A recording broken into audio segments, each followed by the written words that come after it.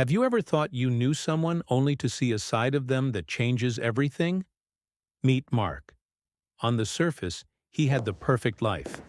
A high-paying corporate job, a beautiful home, and a stylish wife named Jessica. He had worked hard to leave his humble past behind him. But a simple trip for coffee on a Saturday afternoon was about to connect his polished present with his forgotten past and expose a painful truth he could no longer ignore. Before we continue the story, we would love to know where you are watching from. Please let us know in the comments so we can bring more stories that resonate with you. Also, don't forget to hit that subscribe button so you never miss our upcoming stories. Now let's dive in. The coffee shop was warm and smelled of roasted beans and cinnamon. It was a welcome escape from the chilly autumn air outside. Mark followed, his wife Jessica, as she walked confidently to the front of the line. He watched her for a moment. She was wearing a cream-colored cashmere coat that probably cost more than his first car. On her wrist, a delicate gold watch shimmered under the soft lights. She always looked perfect, like a picture from a magazine. Mark, on the other hand, felt a little out of place in his simple jeans and fleece jacket. He had achieved success he never dreamed of as a kid, but sometimes, in moments like these, he felt like he was just pretending to belong in this expensive world. Jessica tapped her perfectly manicured nails on the counter. "Can we get some service here?" she said loudly, even though the barista was clearly busy helping another customer. A moment later, a woman turned to face them. She looked to be in her late 50s, with tired lines around her eyes and streaks of gray in her brown hair, which was pulled back into a simple ponytail. She wore the standard green apron of the coffee shop over a plain black shirt. "I'm so sorry for the wait," the woman said, her voice soft and a little weary. "What can I get for you today?" Jessica looked the woman up and down, a small, dismissive frown on her face. "I'll have a venti, half-calf, soy latte with extra foam at exactly 150 degrees. Not 149, not 151, 150, and a slice of the lemon loaf." The barista nodded, her expression patient. "Of course. And for you, sir?" she asked, looking at Mark. "Just a large black coffee for me, please," Mark said, giving her a small, apologetic smile for his wife's behavior. They waited at the end of the counter. Mark could hear the sounds of the espresso machine hissing and milk being steamed. Jessica was scrolling through her phone, sighing impatiently. After a few minutes, the barista called out their order. Jessica grabbed her latte, took a small sip, and immediately scowled. "Excuse me," she said, walking back to the barista. "I said 150 degrees. This is lukewarm. And look at this foam. It's pathetic." The barista looked taken aback. "Oh, I'm very sorry about that, ma'am. Let me make you another one right away." "You should," Jessica snapped. "It's not that complicated. For what you people charge for coffee, the least you can do is get it right. Maybe this job is just too difficult for you." The barista's face flushed with color. She looked down, her hands trembling just slightly as she took the cup. "I will remake it immediately." Mark felt a hot wave of embarrassment wash over him. He stepped forward, putting a hand on Jessica's arm. "Jess, it's fine. It's, just coffee." "No, Mark, it's not fine," she said, pulling her arm away. "It's the principle. If people don't do their jobs properly, they should be told. Honestly, some people just have no work ethic." As Jessica spoke, the barista kept her head down, focused on making the new drink. Mark watched her, and a strange feeling began to creep into his mind. There was something familiar about her. The way she stood, the soft tone of her voice, even when she was being criticized. He looked closer. He saw a small silver locket hanging from her neck. It was shaped like a tiny book. His breath caught in his throat. It couldn't be. The barista finished the new coffee and placed it on the counter, her eyes still avoiding theirs. "Here you are. I hope this one is better." Mark stepped forward, his heart pounding. He ignored the coffee. He looked directly at the woman's face, at the tired but kind eyes that he was now certain he recognized.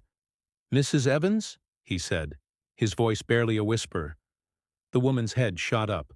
Her eyes widened in surprise as she truly looked at him for the first time. A flicker of recognition crossed her face. "Mark?" she said, her voice filled with disbelief. "Mark Peterson? Is that really you?" Jessica looked back and forth between them, confused and annoyed. "What is going on? You know her?" Mark couldn't speak for a moment. He was flooded with memories. Memories of sitting in a high school English classroom, a confused and angry teenager who thought the world was against him. He remembered this woman, Mrs. Evans, staying after school with him for hours, patiently explaining Shakespeare. He remembered her telling him he had a brilliant mind, even when he was failing all his other classes. She was the one who encouraged him to apply for college, who helped him fill out the applications, who even bought him the books for his first semester with her own money because she knew his family couldn't afford them. He owed everything to this woman. "Yes, I know her," Mark finally said, his voice thick with emotion. He turned to his wife, his eyes blazing with a fire she had never seen before. "Jessica, this is Mrs. Evans. She was my English teacher in high school." Jessica just stared, her mouth slightly open. "Your teacher?" "Yes," Mark continued, his voice getting stronger. "This woman who you just insulted, who you said had no work ethic, she is the reason I am standing here today. She is the reason I went to college. She is the reason I got the job that pays for your cashmere coat and your expensive coffee." The coffee shop had gone quiet. Other customers and employees were watching now. Mrs. Evans looked like she wanted the floor to swallow her whole. "Mark, please," she whispered. But Mark couldn't stop. He turned back to Jessica, whose face was now pale. "You know what her work ethic is?" he asked, his voice shaking with anger and shame. Her work ethic was getting to school at 6 a.m. and leaving at 8 p.m.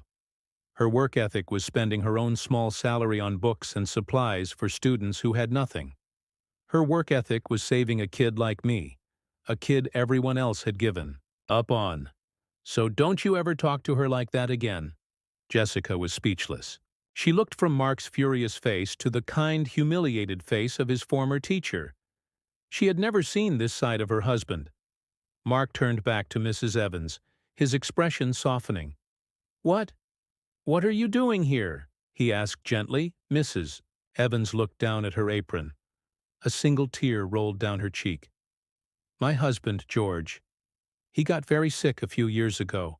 He passed away last year. The medical bills, they took everything. My pension, our savings, everything. So, I do this now. To pay the rent."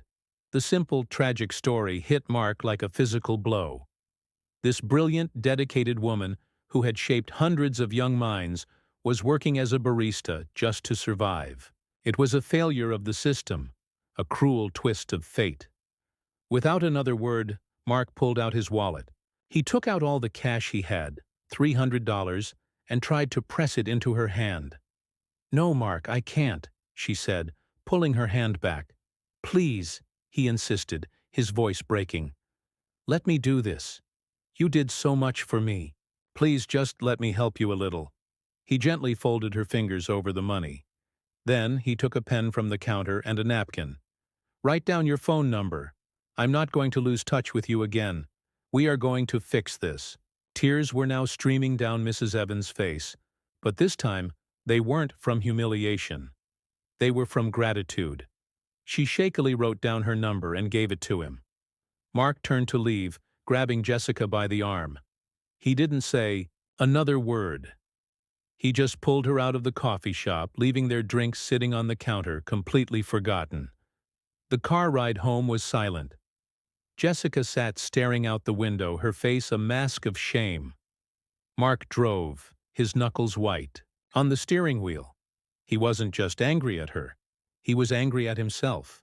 Angry that he had become so wrapped up in his new, wealthy life that he had completely forgotten the people who helped him get there. That day, something inside Mark shifted. It wasn't just about the money or the success anymore. It was about remembering where he came from. And it was about making sure that a woman as good as Mrs. Evans would never have to feel invisible again. So, that was the story of Mark, Jessica, and the teacher who changed everything. A simple cup of coffee forced them to look at the world and themselves in a completely new light. We have a question for you. Let us know in the comments. Was there a teacher in your life who made a real difference? We would love to read your stories, and if this story resonated with you, please do hit the subscribe button. It's completely free for you, but it helps us a lot to continue bringing you more stories like this one. Thanks for watching. Have a beautiful day.